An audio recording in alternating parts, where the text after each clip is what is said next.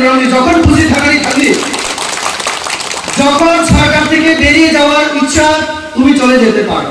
আমরা তো সবসময় বলছি, আসার সময় আমরা ডাকিনি, তুমি বলেছিলে যে মিলেমিশে কাজ করব, তার জন্য আমরা তোমাকে নিয়েছিলাম। এখন তুমি যে কোনো সময় চলে যেতে পারো, গণতান্ত্রিক অধিকার আছে তোমার, বেঁধে রাখবো না আমরা তোমাকে।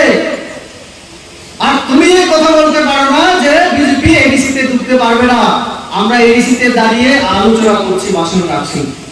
এই ভারতবর্ষের মধ্যে এরকম কোন রাজনৈতিক দল নেই যারা জনজাতিকে এত সম্মান দেখিয়েছে, এত সম্মান, এত অধিকার, এত সুযোগ সুবিধা দিয়েছে। কোন সরকার, কোন দল ভারতবর্ষের ইতিহাসে কেউ দেয়নি।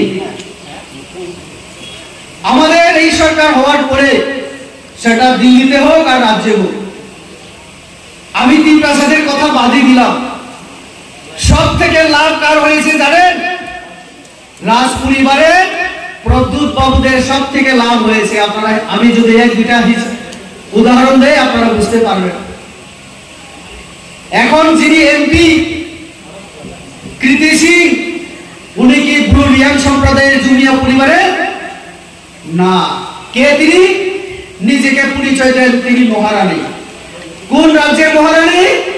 তিনি ওই মধ্যপ্রদেশ আলাদা হয়ে একটা ছত্তিশগড় রাজ্য হয়েছে নতুন, সেই মধ্যপ্রদেশের রাজ পরিবারে ওনার বিয়ে হয়েছে।